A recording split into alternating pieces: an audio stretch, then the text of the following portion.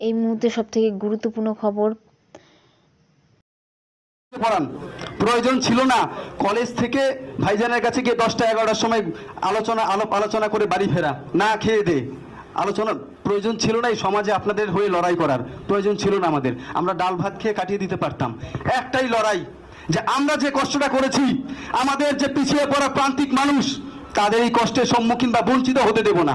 সেই কারণেই ভাইজানের পথ অনুসরণ করে আজকে ময়দানে নেমে পড়েছি, শুধুমাত্র ভাইজানের পথ অনুসরণ করে। আজকে বলুন তো, একজন বিধায়ক পশ্চিমবঙ্গের শাসক দলের কিন্তু নিদ্রা হারাম করে দিয়েছে, বুঝিয়ে দিয়েছেন একজন।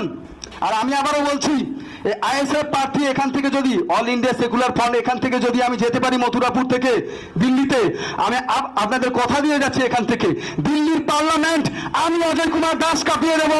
আইএসএফ এর হয়ে বলে দিচ্ছি, আপনাদের অপমনোযোগ হয়ে কথা বলবো, আপনাদের পিছিয়ে পড়া অভিযোগ নিয়ে আমি দিল্লিতে দরবার হব, দিল্লিতে পড়ে থাকবো, মাঠে ময়দানে নেমে লড়াই করব। আপনাদের কাছে আমার এটুকু অনুরোধ, আপনারা একটু আগে উনি বলেছেন যে বহিরাগত অনেক দূর থেকে, আমি অজয় কুমার দাস আপনাদের ঘরের ছেলে মনে করুন। আমি আপনাদের বলছি, আপনারা নিজের হয়ে লড়াই করুন।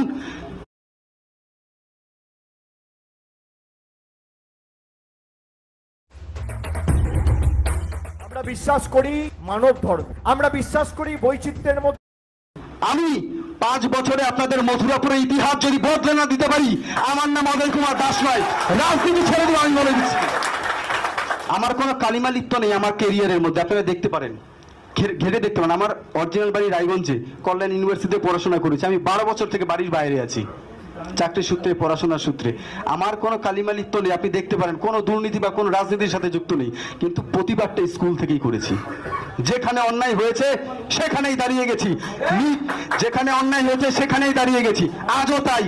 কিন্তু দেখেছি যে কোনো রং ছাড়া বা কোনো রাজনীতি ছাড়া কখনোই এগোনো সম্ভব না। তার অপেক্ষা করছিলাম, সেই অপেক্ষার অবসান করে দিয়েছেন 2021 সালে আমাদের নওশাদ সিদ্দিকী সাহেব।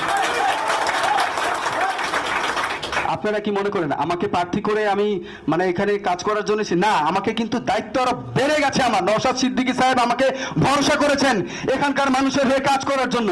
আমার দায়িত্ব অনেক বেশি বেড়ে গেছে। আমি সেই দায়িত্ব, সেই মূল্যবোধ আমি কিন্তু ফিরিয়ে দেবো সেই ফুরফুরা শরীফে। আমি আসার সময় নওশাদ সিদ্দিকী সাহেব আমাকে বলেছেন, আপনি মথুরাপুর সিটটা ওখান থেকে জিতে তারপরে ফুরফুরা শরীফে আপনি ফিরে আসবেন।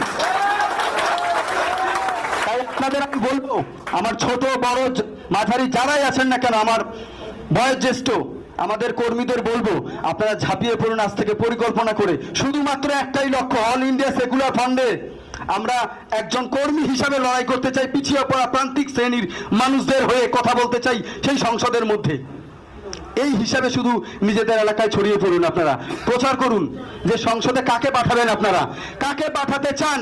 ত্রিপল চুরি করেছে তাদেরকে, চাল চুরি করেছে তাদেরকে, চাকরি চুরি করেছে তাদেরকে পাঠাতে চান আপনারা না? আপনাদের হয়ে কথা বলবে সেই সমস্ত লোকদের হয়ে কথা বলতে চান। আমি এটাও বলবো, এই এলাকাতে কর্মসংস্থানের খুবই অভাব এই এলাকাতে। আমি চাইবো, আমি দিল্লিতে দরবার করব, প্রত্যেকটা পরিবারে যেন একটা করে কর্মসংস্থানের সুযোগ হয়। আমি এই দরবার নিয়ে দিল্লিতে এগোবো।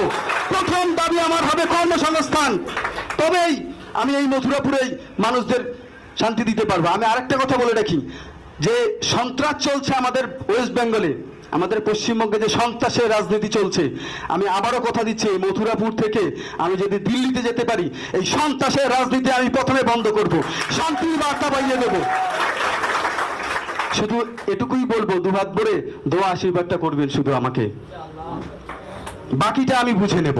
ভেতরের আগুন আছে, অত্যাচারিত হয়েছে কোনো না কোনো ভাবে। একটু আগে আমার দাদা বলি ওনাকে, উনি আমার কলিগ সঞ্জীব হাসদা মহাশয়, উনি একজন এসটি কমিউনিটি থেকে, সাঁওতাল আদিবাসী থেকে আজকে অধ্যাপক হয়েছেন। উনি যখন বলছিলেন না বুকের থেকে আগুন বেরোচ্ছিল, তার মানে কি অত্যাচারী হয়েছেন, শোষণ হয়েছেন। কারা শোষণ হয়েছে? আমি এসছি, আমিও একই জায়গা থেকে এসেছি, কোনো পেছনে ব্যাকগ্রাউন্ড নেই আমার। আমার বাবা সেই, আমার মা ওরকমটা নেই, কেউ নেই। খেটে হয়েছে, কিন্তু কাগজ কলম ঘষতে হয়েছি। শুধু আমি না, আপনারাও পিছিয়ে আছেন। আজকে 75 বছরের উপর হয়ে গেছে। ভারতবর্ষের মধ্যে একটা অ্যানালিসিস দেখবেন তো, কোন শ্রেণীর লোকজনরা সব থেকে বেশি পিছিয়ে আছে? আমরা প্রান্তিক শ্রেণীর মানুষরা, আমরা মুসলিমরা, আমরা এসসিরা, আমরা এসটিরা পিছিয়ে আছি। আপনাদের আমি একটা কথা বলবো, আমাদের ওয়েস্ট বেঙ্গলের মধ্যে 30 থেকে 35টা ইউনিভার্সিটি আছে।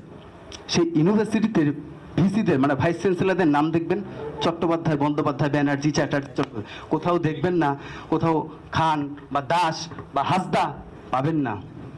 আপনি কোথাও পাবেন না কোনো আইপিএস, হয়তো 2-1টা পাবেন। তার মানে কি এত বছর ধরে আমাদেরকে পিছিয়ে রাখা হয়েছে, পরিকল্পনা করে পিছিয়ে রাখা হয়েছে। আজ